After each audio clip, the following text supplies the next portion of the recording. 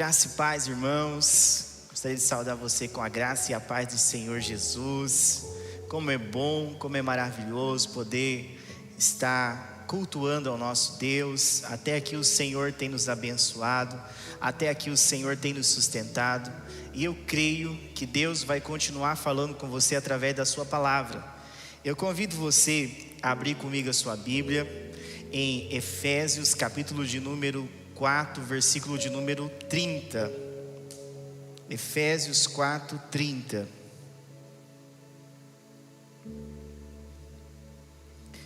Diz assim a palavra do Senhor: E não entristeçais o Espírito Santo de Deus, no qual vocês foram selados para o dia da redenção.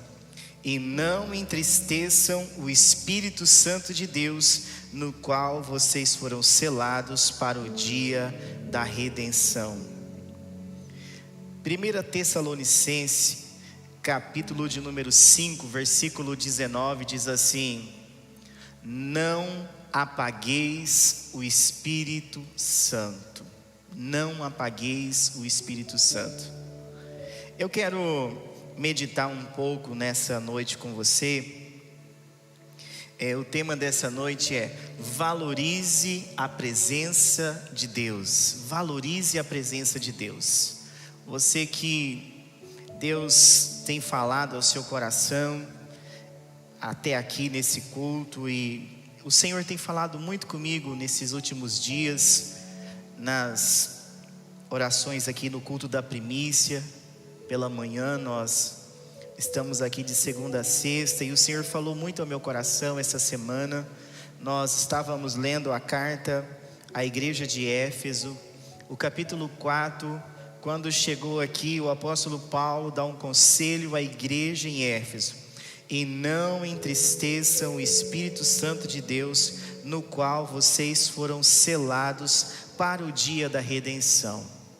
Por que eu estou dizendo isso, irmãos? A igreja de Éfeso é aquela igreja lá de Atos, que o apóstolo Paulo impõe as mãos sobre cerca de 12 discípulos, eles recebem o Espírito Santo de Deus, há um grande avivamento em quase 3 anos ali.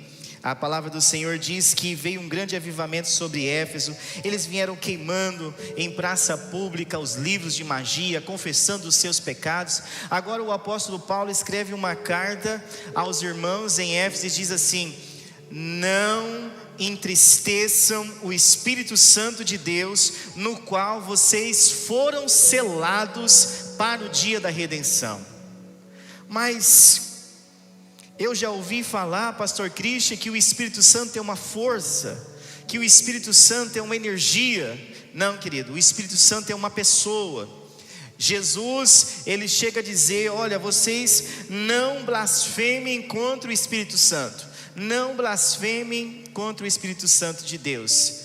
A Bíblia diz também que aqui o apóstolo Paulo dá um conselho à igreja, ele fala assim: não entristeçam o Espírito Santo. A palavra de Deus também diz em 1 Tessalonicenses capítulo 5, no versículo 19: Não apagueis o Espírito Santo. Não apagueis. Por que que o apóstolo Paulo tem essa preocupação em nos dizer que nós devemos não entristecer o Espírito Santo, não apagar o Espírito Santo? Mas como assim, pastor? É possível deixar triste o Espírito Santo? Porque o Espírito Santo é uma pessoa da Trindade, e nós devemos valorizar a presença de Deus. E aqui no texto fala sobre uma natureza humana que entristece o Espírito Santo, uma natureza carnal. Assim nós vamos entristecer o Espírito Santo, e lá em Tessalonicenses vai falar que nós vamos apagar o Espírito Santo. Mas eu quero aqui, para facilitar, para a gente meditar melhor nessa palavra, eu quero que você abra sua Bíblia comigo lá no Antigo Testamento, no livro de 1 Samuel, no capítulo de número 4, no versículo 12. Olha o que diz 1 Samuel, capítulo 4, versículo 12.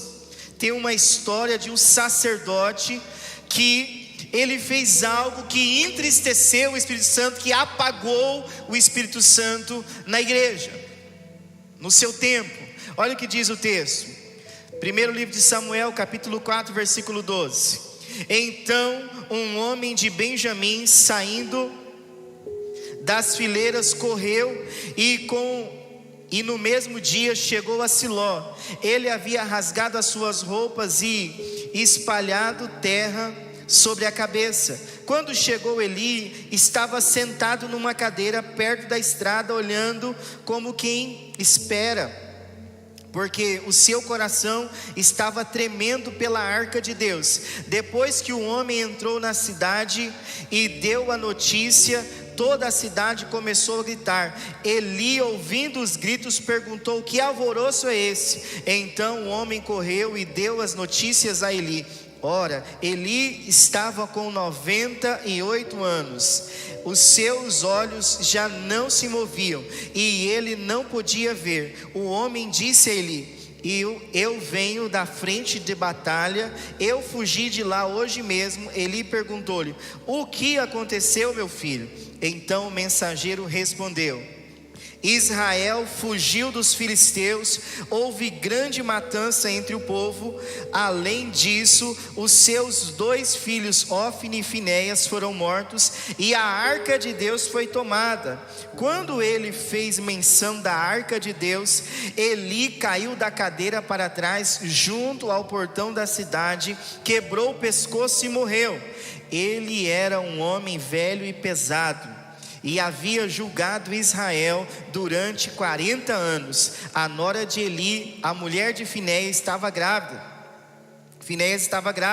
E próxima do parto. Quando ela ouviu estas notícias de que a arca de Deus havia sido tomada e de que seu sogro e seu marido tinham morrido, encurvou-se e deu à luz, porque as dores lhe sobrevieram. Quando ela estava morrendo, as mulheres que a ajudavam disseram: não tema, porque você teve um filho. Ela, porém, não respondeu, nem fez caso disso, mas deu ao menino o nome de Icabod, dizendo: foi-se a glória de Israel. Ela disse isso porque a arca de Deus havia sido tomada por causa de seu sogro e de seu marido. Ela falou mais: foi-se a glória de Israel, pois a arca de Deus foi tomada. Meus irmãos, aqui a palavra de Deus vai falar sobre um sacerdote. O sacerdote era aquele que tinha o compromisso de levar os homens a Deus, levar as pessoas à presença do Pai, levar a igreja do seu tempo. Aqui o sacerdote Eli, ele tinha a função de levar o seu povo a adorar a Deus, a servir a Deus. Mas algumas coisas aqui acontecem na vida do sacerdote Eli que estavam muito estranhas. A palavra de Deus diz que ele estava cego de idade, ele estava pesado e ficava ali sentado, paralisado, irmãos. E a palavra de Deus que os seus filhos foram para a guerra, morreram na guerra, perderam a arca de Deus. E quando o mensageiro trouxe a mensagem a Eli, a Bíblia diz que falou assim: olha, os seus filhos morreram. Aí não houve uma reação tão forte. Quando ele ouviu, falou assim, ele perguntou: e a arca de Deus? Ele falou assim: a arca de Deus foi levada pelos filisteus.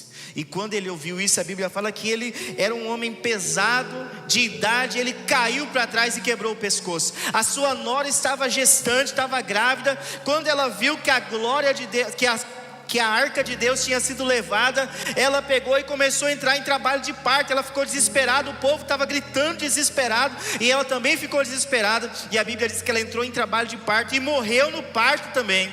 Mas antes de morrer, ela deu um nome ao seu filho. E as mulheres, as parteiras, falaram assim: olha, você teve um menino, se alegre. Ela falou assim: como eu vou me alegrar? Icabod, a glória do Senhor se foi. Ou seja, a presença de Deus não está mais conosco. A presença de Deus não está mais conosco. Nós precisamos aprender com essa história, meus irmãos. A palavra de Deus está registrada aqui, a história do sacerdote Eli e a tragédia na sua casa, porque eles não preservaram a glória de Deus, a presença de Deus em sua casa e em seu ministério. Como assim, pastor? Se nós lermos os capítulos anteriores, a palavra do Senhor diz que o jovem Samuel servia o Senhor no templo, e os filhos do sacerdote Eli não faziam as coisas que agradavam a Deus.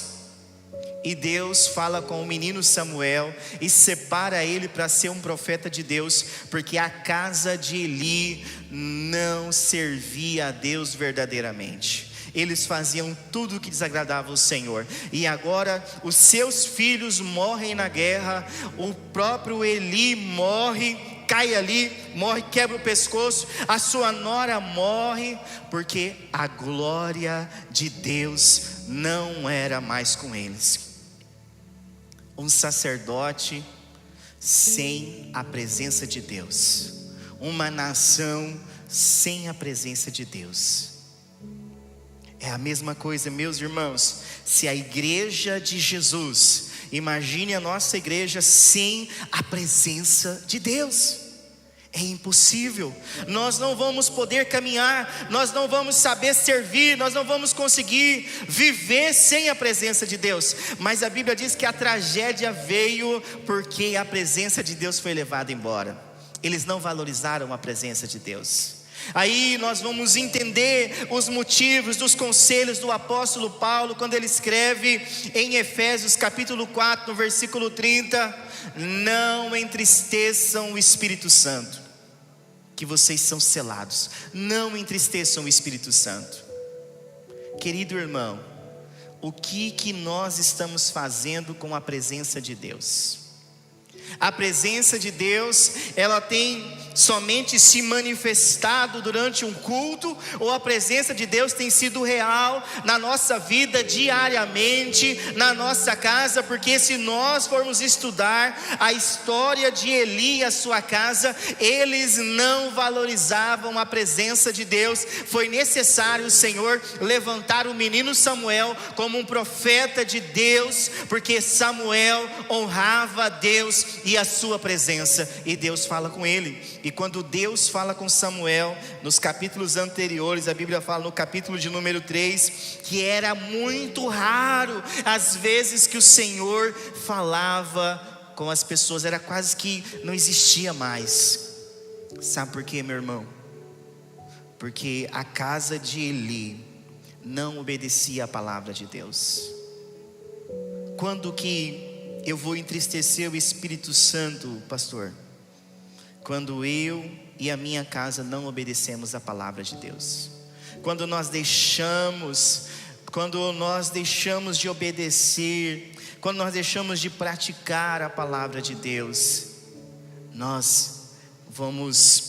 vai acontecer muitas coisas ruins conosco. E isso pode também na nossa casa. Se, meu irmão, se eu e você, nós já passamos luta, nós já temos dificuldades, quando eu e você estamos servindo a Jesus, agora imagina se eu e você não estiver servindo a Jesus. Imagine se a presença dele não for valorizada. Será que nós estamos valorizando? Será que aquilo que nós estamos fazendo verdadeiramente, nós estamos dando prazer ao Espírito Santo, que é Deus? Ou nós apenas estamos dando prazer para nós mesmos e entristecendo o Espírito Santo de Deus? O que você está fazendo hoje, meu irmão? Na sua fé, na sua caminhada com Cristo, está alegrando o Espírito Santo ou está entristecendo o Espírito Santo? Eu falei com você sobre um sacerdote, agora eu quero falar com você sobre um profeta de Deus, que valorizava a presença de Deus, diferente de Eli e a sua casa, diferente dessa história que eu acabei de ler para você. Eu quero que você abra a sua Bíblia comigo, lá em Êxodo, capítulo de número 33, Êxodo capítulo de número 33, olha o que diz a palavra do Senhor em Êxodo capítulo de número 33, versículo 12. Moisés disse ao Senhor: Eis que me dizes para conduzir esse povo, mas não me disseste quem enviarás comigo. Disseste: eu conheço você pelo nome, e você alcançou favor diante de mim. Agora, se alcancei favor diante de ti, peço que me faças saber neste momento o teu caminho, para que eu te conheça e obtenha favor diante de ti. E lembra-te que esta nação é teu povo. Deus respondeu: a minha presença irá com você, e eu lhe darei descanso. Então Moisés disse: se a tua presença não for comigo, não nos faça sair deste lugar. Olha só que diferença, meus irmãos, de uma pessoa que não valoriza a presença de Deus, mas de uma pessoa que valoriza a presença do Senhor. Moisés era um profeta, Moisés foi príncipe no Egito, Moisés foi um grande homem de Deus. Deus falava face a face com Moisés, Deus revelou várias coisas a Moisés. Moisés entrava na tenda, a nuvem descia onde Moisés estava e Deus falava com Moisés. A Bíblia diz que Moisés subia no monte, a nuvem ia para cima do monte e Deus falava com Moisés. Agora Moisés fala assim: Senhor, eu só continuo a minha jornada se o Senhor for comigo, se a tua presença for comigo, porque eu não posso ir sozinho. Ei, meu amado, quem está te acompanhando no seu trabalho? Quem está te acompanhando na internet? Quem está te acompanhando no seu casamento? Quem está te acompanhando na educação dos seus filhos? São os seus valores? São os seus conceitos? Ou a presença de Deus, a palavra de Deus? Moisés zelava e acreditava que era necessário a presença de Deus para fazer cumprir o chamado de Deus na vida dele. Eu e você, meus irmãos, nós não podemos fazer nada sem a presença de Deus. Há alguns meses atrás eu ministrei, o ano passado eu acho, uma palavra nesse texto. Eu gosto muito dessa passagem. Gosto muito porque aqui Moisés, a Bíblia deixa registrado para nós a importância de estar na presença de Deus e a presença de Deus estar na nossa vida. Olha o que ele continua dizendo, versículo 16, capítulo 33 diz: pois como se poderá saber que alcançamos favor diante de ti, eu e o teu povo? Será que não é fato de andares conosco de maneira que somos separados, eu e o teu povo, de todos os povos da terra? Versículo 17: o Senhor disse a Moisés: farei também isto que você falou, porque você alcançou favor diante de mim, e eu o conheço pelo nome. Então Moisés disse: peço que me mostre a tua glória. Ou seja, Moisés tinha sede, tinha fome de Deus. Moisés, ele não se contentava apenas em ver a nuvem se levantar e dar direção para o povo, ver a chama de fogo no deserto à noite, aquecendo o povo e dando direção para o seu povo, mas ele também queria agora, não só a presença de Deus para que ele pudesse caminhar, mas ele queria ver a glória de Deus. Ele queria um passo a mais. Ele queria dar um passo a mais na sua fé. Ele queria estar mais próximo de Deus. Diferente da casa de Eli, agora Moisés é um homem que deseja a presença de Deus e deseja também que Deus, a presença dele, vá junto com ele e o seu povo. E também agora ele quer ver a própria glória de Deus. Como está a sua sede e a sua fome por Deus? Como será que está a minha sede e a minha fome por Deus? Como que eu posso dizer, sabe que eu tenho valorizado? Você está valorizando a presença de Deus? Você está valorizando a palavra de Deus? Ou será que desde quando começou esse culto você já levantou, foi até na cozinha, já voltou, já foi no banheiro? Você deu tanta vontade em você até agora, que quando você está assistindo a Netflix, você não age assim. você fica parado na frente da televisão. Quando você está assistindo um jogo de futebol, você fica parado ali. Se não tiver intervalo do jogo, você segura os 90 minutos. Mas quando é a presença de Deus, dá vontade de ir no banheiro, dá vontade de comer, dá vontade de levantar, dá sono, boceja. Não vou assistir o culto agora não, vou assistir depois. Será mesmo que nós temos valorizado a presença de Deus, meus irmãos? Olha, meus irmãos, nós não podemos enganar o nosso Deus. Moisés, ele falou: Senhor, se a tua presença não for conosco, comigo e com esse povo, eu não saio daqui. Você já fez esse tipo de oração? Senhor, se o Senhor não for comigo, Deus, se o Senhor não for à frente dos meus negócios, eu não fecho negócio com ninguém. Senhor, se o Senhor não for à frente da minha casa, do meu casamento, eu não arredo o pé daqui. Moisés disse desse jeito. A palavra de Deus agora, eu quero citar um outro exemplo de uma pessoa que valorizou a presença de Deus. Foi um rei. Houve um rei segundo o coração de Deus, não é por acaso. Olha só, meus irmãos, lá em 2 Samuel, no capítulo de número 6, 2 Samuel, capítulo de número 6, o versículo 12, Davi vai começar a reinar. Davi agora foi escolhido por Deus, foi ungido por Deus para reinar sobre Israel. E um dos seus primeiros atos como o novo rei de Israel foi algo impressionante. Talvez se fosse eu e você, íamos marcar um jantar, chamar os amigos e comemorar. Falar: olha, agora eu fui promovido no meu trabalho, agora eu recebi algo, eu fui elogiado na minha empresa que eu trabalho, aí eu recebi uma promoção, então agora eu quero convidar a minha família, fazer um jantar para a minha família, porque agora nós vamos ter um tempo diferente aqui em casa, algumas coisas que nós estávamos economizando vamos precisar mais. Ou você e eu vamos agir como Davi. Olha o que Davi fez. Avisaram o rei, versículo 12, 2 Samuel capítulo 6 versículo 12. Avisaram o rei Davi dizendo: o Senhor abençoou a casa de Obed-edom e tudo o que ele tem, por causa da arca de Deus. Então Davi foi e com alegria trouxe a arca de Deus da casa de Obed-edom à cidade de Davi. Quando os que levavam a arca do Senhor tinham dado 6 passos, Davi sacrificava um boi e um animal gordo. Davi dançava com todas as suas forças diante do Senhor.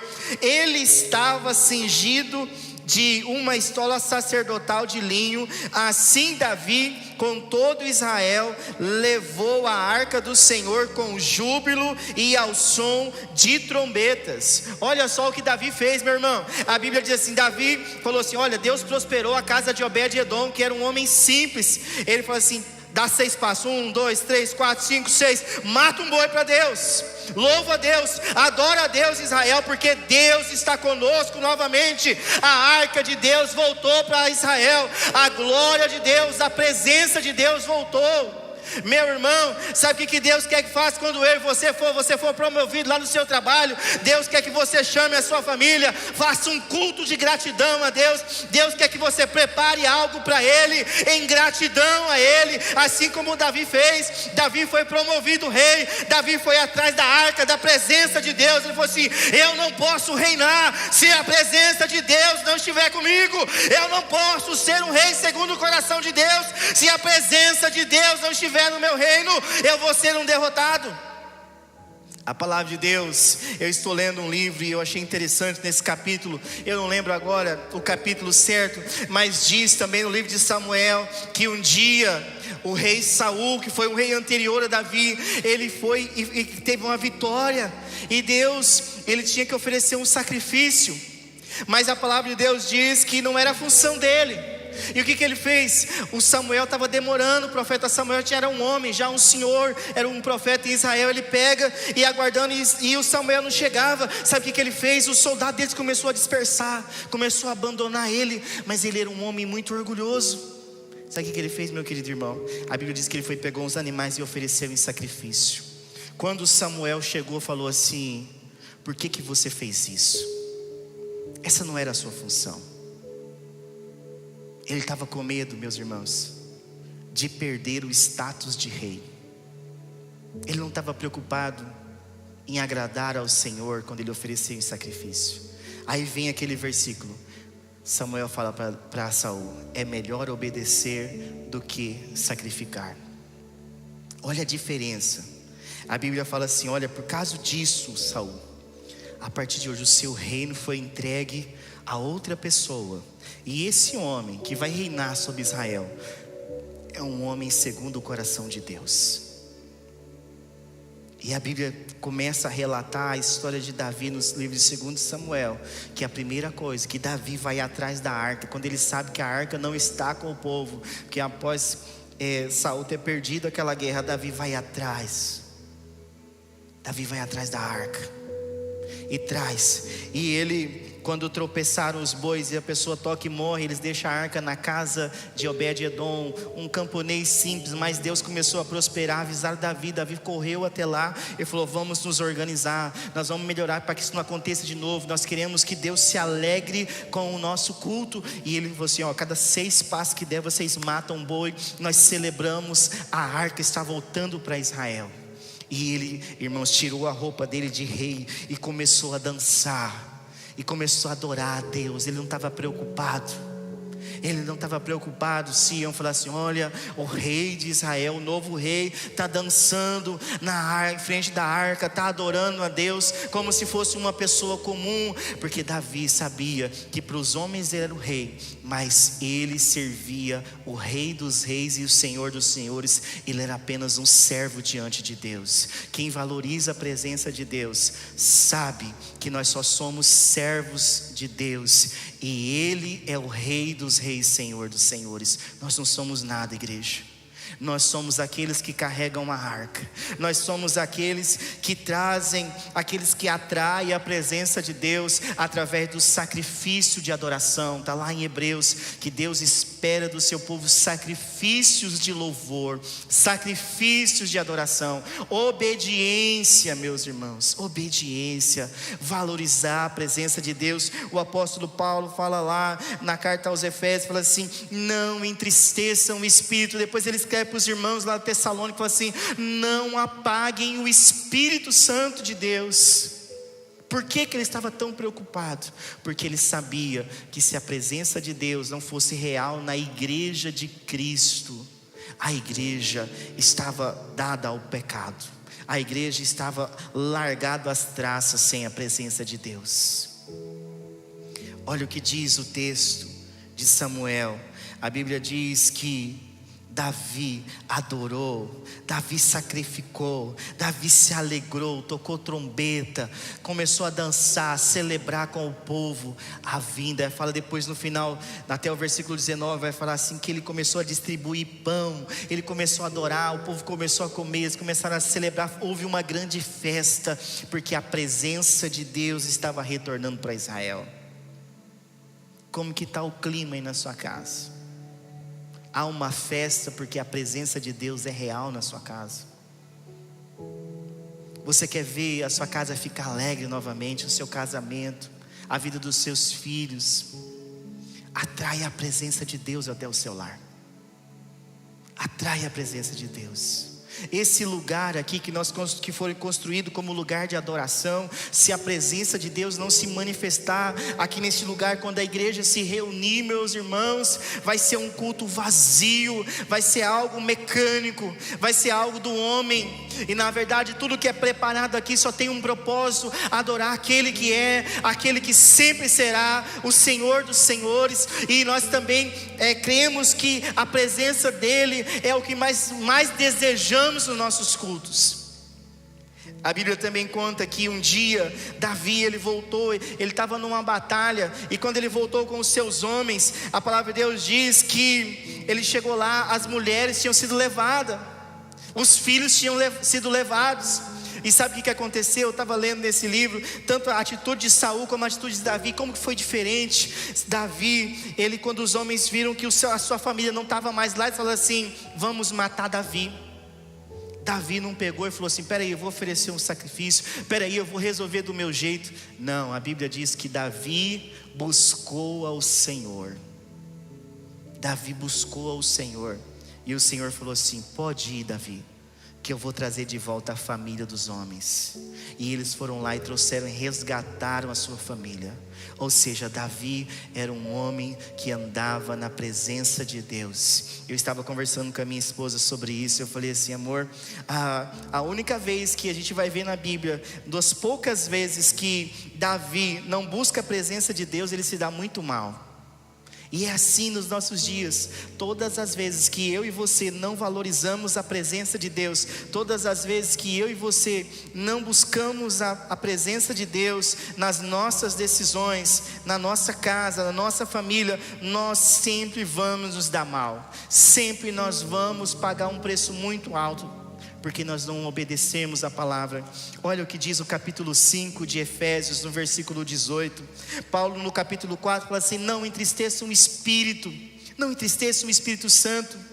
Mas lá em Tessalonicenses fala assim: não apagueis o Espírito Santo. Agora em Efésios capítulo 5 versículo 18, olha o conselho do apóstolo Paulo para a igreja do avivamento: e não se embriaguem com vinho, pois isso leva à devassidão, mas deixem-se encher do Espírito. Talvez na sua versão está assim: não vos embriagueis com vinho, onde há contenda, mas seja cheio do Espírito Santo de Deus. Ou seja, valorizar a presença de Deus é não viver no padrão desse mundo e buscar uma vida cheia do Espírito Santo de Deus, buscar uma vida diária, um relacionamento vivo e real com Deus.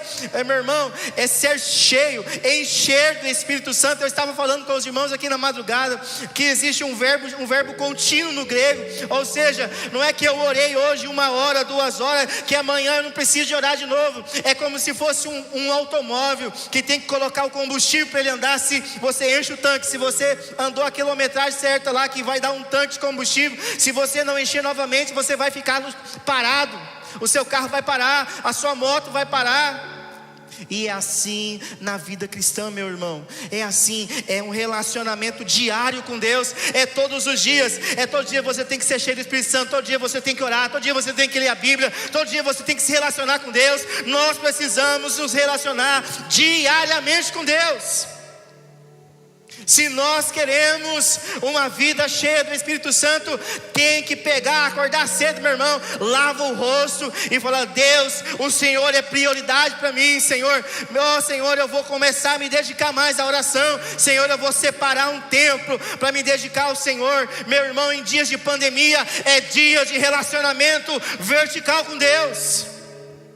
Quem está procurando relacionamento horizontal com Deus, vai perder a presença dEle. Mas é dias de relacionamento vertical. É dia de pegar, fecha o teu quarto, fecha a tua porta, aquilo que Jesus nos ensina. E o teu pai que está em secreto, ele te vê em secreto, ele vai te ouvir. É tempo de relacionar com Deus diariamente em casa. É tempo de relacionamento com Deus, igreja, diariamente. Relacionamento real. Paulo fala para essa igreja, sabe, meus irmãos, essa igreja teve tantos pastores abençoados. Paulo foi pastor dela. O apóstolo João foi pastor dela. Timóteo foi pastor dessa igreja. Teve outros também conhecidos na história do cristianismo que pastorearam essa igreja. Aí o apóstolo João, nas revelações finais, diz à igreja de Éfeso: arrependa-te, volte ao primeiro amor. Paulo alertou a igreja: não entristeça o Espírito Santo, não apague o Espírito Santo. E lá em Apocalipse, a palavra do Senhor, através da vida do apóstolo João, nas revelações finais, diz assim: arrependa-te, veja onde você caiu e volte ao primeiro amor. A igreja de Éfeso, eu vi um comentário dizendo que nem existe lá na Turquia mais essa igreja, que apenas 2% da população é cristã. Quando fala cristã nesse cálculo, geralmente conta de todas as denominações e segmentos cristãos, evangélico, católico, não é só evangélico não, 2%, aonde uma igreja nasceu debaixo de um avivamento, atualmente 2% da população é cristã, lá na Turquia. E aí, igreja, o que nós estamos fazendo com a presença de Deus? O que nós estamos fazendo com o Espírito Santo de Deus? O que eu e você estamos fazendo? Nós estamos entristecendo? Ou nós estamos buscando uma vida de ser cheio do Espírito Santo? Eu sempre tenho enfatizado aquilo que Deus tem queimado no meu coração, que nós como igreja precisamos de um relacionamento com a palavra e com a oração diária. Porque se eu e você todos os dias valorizar, se importar com a palavra de Deus e uma vida de oração, nós vamos ouvir o Senhor e nós vamos nos relacionar com o Senhor. A oração, ela não vai impedir dos problemas chegar na sua casa, mas ela vai te preparar para os dias maus. A oração, um dia eu estava orando, perseverando na oração, eu e mais um irmão da igreja, e eu ali orando e falando com o Senhor, o Espírito do Senhor falou ao meu coração: filho, oração é como um depósito, você vai depositando, e uma hora eu vou transbordar sobre a sua vida. Eu creio, meus irmãos, a oração é como um depósito. Tem horas que eu e você vamos orar e nós não vamos ver nada mudar à nossa volta, mas o único que pode fazer mudar tudo é o Senhor. Paulo nos alerta na carta aos Efésios: não se embriaguem com vinho onde há dissolução, mas deixem-se ser cheios do Espírito Santo. Como está a presença de Deus aí agora? Como está seu coração? Durante esse culto estava queimando? O que você estava sentindo? Desejo de buscar mais o Senhor. Eu estou assim, eu não vejo a hora de tudo normalizar, ver esse templo aqui lotado de pessoas se decidindo, pessoas se quebrantando, a gente fazendo os face a face, voltando, celebrando. Ai, que saudade, irmãos, desses momentos. Ai, que saudade de ver as células, irmãos tirando aquele selfie, os relatórios, a gente celebrando cada relatório, cada pessoa que está se decidindo, os batismos. Porque eu acredito, meus irmãos, que quando tudo isso passar, se nós perseverarmos e nós valorizarmos a presença do Senhor, a palavra do Senhor diz assim: foste fiel no pouco, sobre o muito eu te colocarei. Quem valoriza a presença de Deus no seu quarto de oração, vai experimentar a glória de Deus. Presta bem atenção. Se você valoriza a presença de Deus no seu quarto de oração, você vai experimentar a glória de Deus aonde você for. Aquilo que eu e você fazemos no secreto, o Senhor levantará no público. Eu me lembro, antes de encerrar, que nós tínhamos passado um momento muito difícil. Muitas pessoas tinham desistido, e eu estava perseverando em oração, e eu fiquei assim, estava desanimado, orando, mas desanimado. Falei: Deus, por que isso está acontecendo? Por que as pessoas estão desistindo, Senhor? E eu estava orando na madrugada, e o Senhor falou assim comigo: eu vou te levar lá para Matupá. Você vai ministrar a palavra na imersão. recebi uma ligação do meu discipulador. Ele falou assim: filho, aquele jeitão dele, abençoado, Deus falou comigo, você vai ministrar aqui na imersão aqui, junto com a gente, com o pastor Domingos, está vindo o pessoal. Irmãos, eu estava vivendo um tempo difícil no meu ministério. O Senhor me fez lembrar, Ele falou assim: aquilo que você faz no secreto comigo, eu te honro diante dos homens. Eu te levo porque eu não estou preocupado com isso. Eu quero homens que passam tempo comigo quando ninguém está vendo. Foi isso que o Senhor falou no meu coração. É isso que Deus espera de mim e de você, irmãos. Pessoas que valorizam a presença dEle, que não depende de lugares cheios, de estarem sendo vistos por outros para estar com Ele. É isso que Deus espera de mim e de você. Eu quero ler para encerrar com você. Olha o que o apóstolo Pedro diz, 1 Pedro capítulo 2, versículo 9. Olha como ele chama a igreja de Jesus. Olha como ele chama aqueles que valorizam a presença de Deus, aqueles que têm a presença de Deus.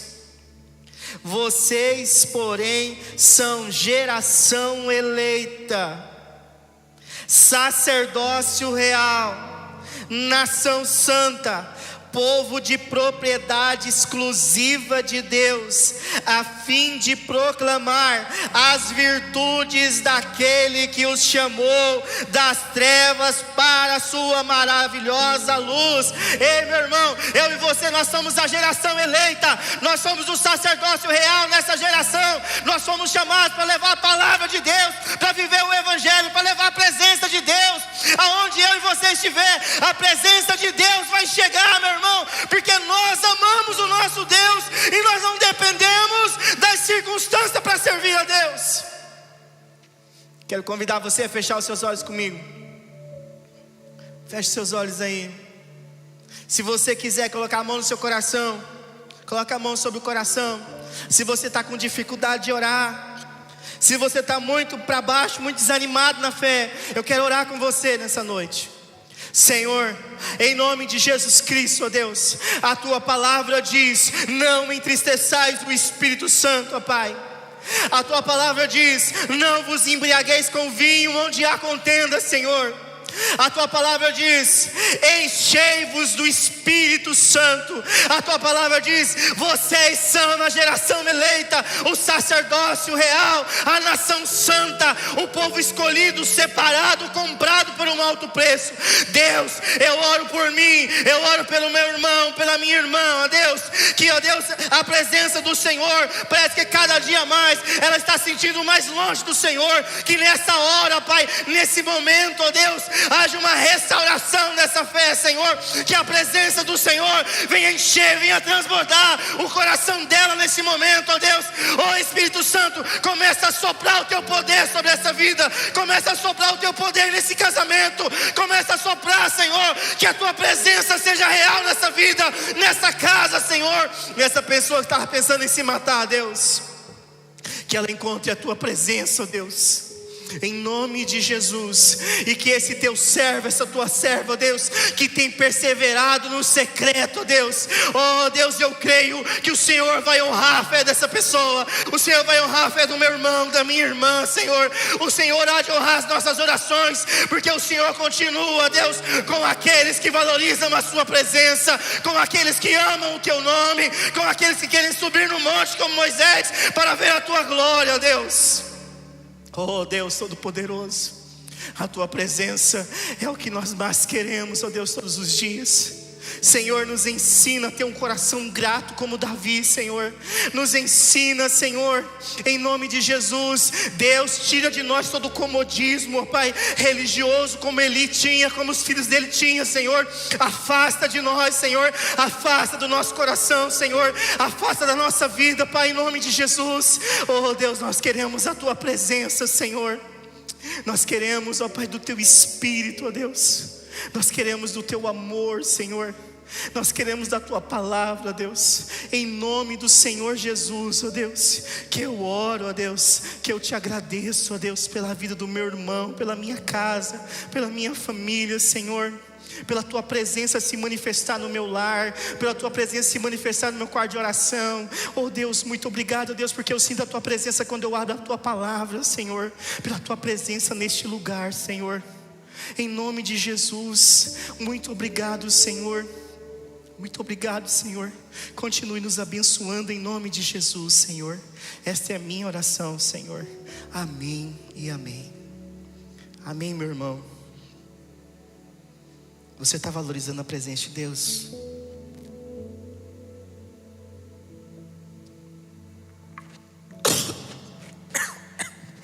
Perdão.